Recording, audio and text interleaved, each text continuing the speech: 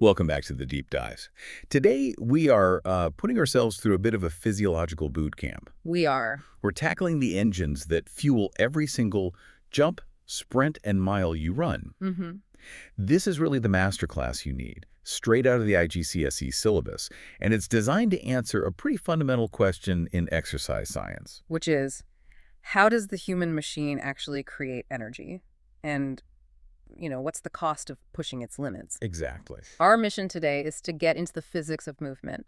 We want to move beyond just simple definitions and into the fascinating mechanics of these energy systems. Right. So whether you're studying for an exam or just wondering why a flight of stairs leaves you breathless, it all starts with two very different ways the body makes power. That's it.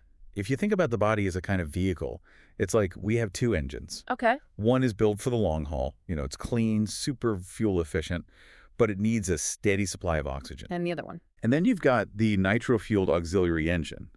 It delivers this massive, explosive power instantly, but it makes a huge mess and shuts down really fast. A perfect analogy.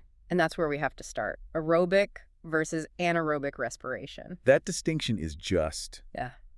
It's the bedrock of all athletic performance, isn't it? It dictates everything. Yep. From the fuel you use to, like you said, the cleanup required afterwards. So let's start with that long-haul system. The efficient one. The efficient one. Aerobic respiration, which literally means energy with oxygen. Okay, so let's unpack its efficiency.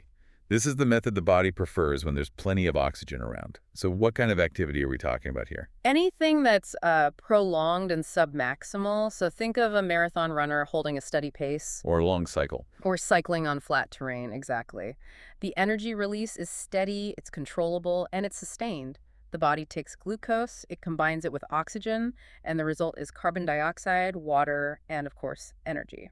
And those waste products, carbon dioxide and water, they're pretty easy for the body to manage. Very easy. But the real insight here isn't just the equation. It's the output, isn't it? I mean, how much bang do you get for your glucose buck? Ah, that's the deep dive nugget right there. The aerobic process is, frankly, astonishingly efficient.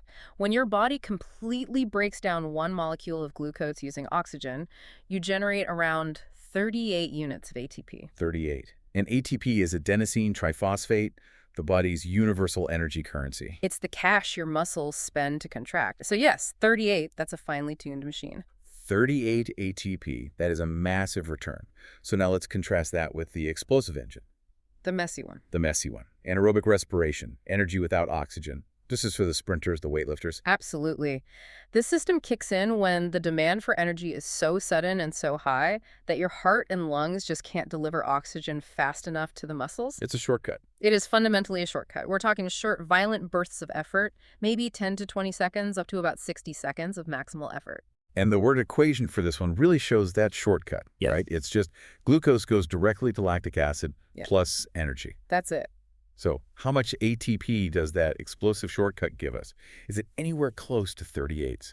Not even close. Because that breakdown of glucose is incomplete, the efficiency just plummets. Anaerobic respiration will typically only yield you 2 ATP molecules per glucose molecule. Only 2. Just 2. It's incredibly fast energy, but it is deeply, deeply inefficient. And that's the key trade-off.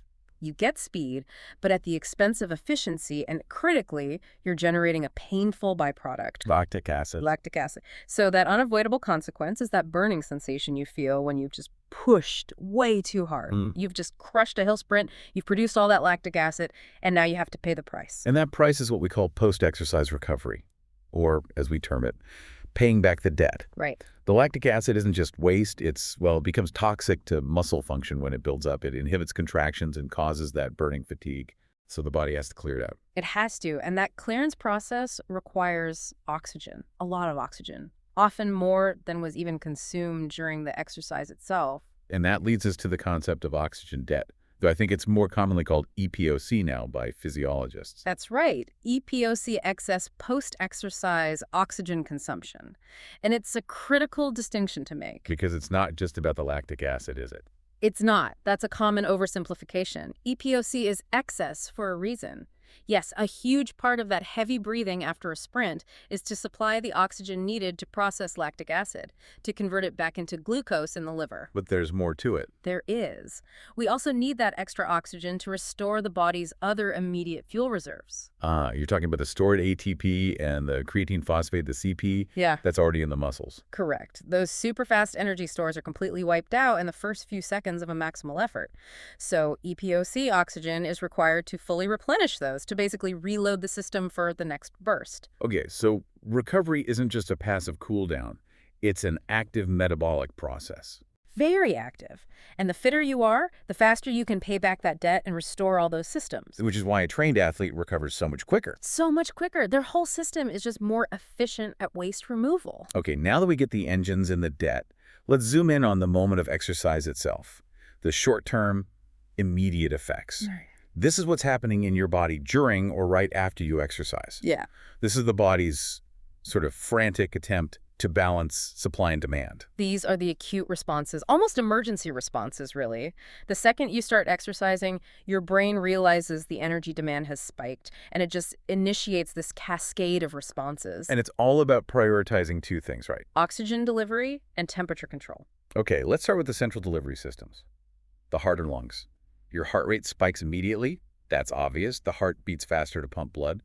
But why is that so crucial? It's all about matching that energy demand. Your muscles, when you exercise, can need up to 20 times more oxygen than they do at rest. 20 times. Wow. Yeah.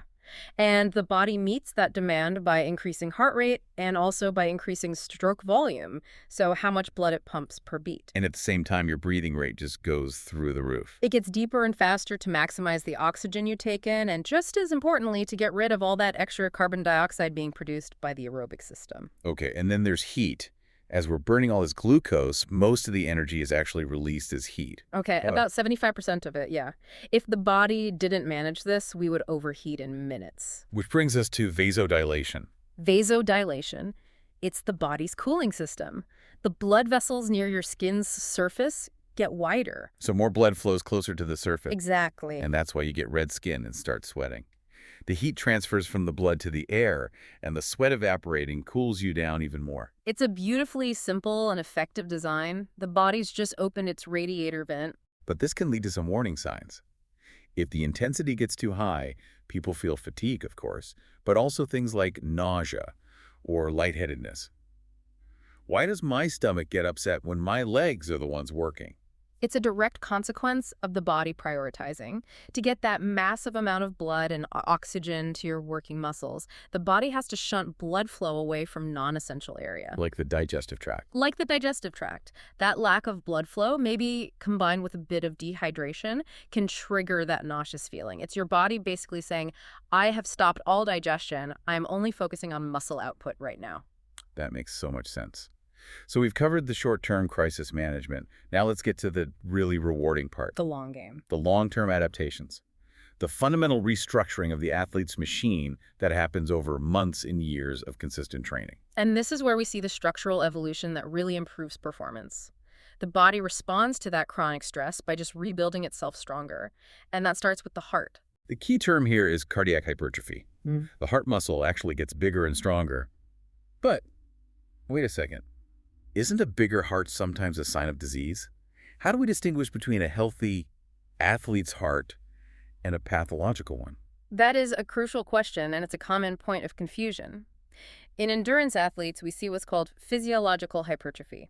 This usually means the heart chambers get bigger so they can hold more blood. Okay. Pathological hypertrophy, say from high blood pressure, often involves severe wall thickening that actually leaves less room for blood. So one is a stronger, larger pump, the other is a stiff, inefficient pump. And that stronger, larger pump directly leads to an increased stroke volume. Exactly. Because the heart muscle is stronger, it can eject way more blood with every single beat. Which means, for any given effort, like a light jog. The heart doesn't have to beat nearly as often to supply the oxygen you need. Which gives us bradycardia, a lower resting heart rate. You hear these stories of elite athletes with resting heart rates down in the 30s.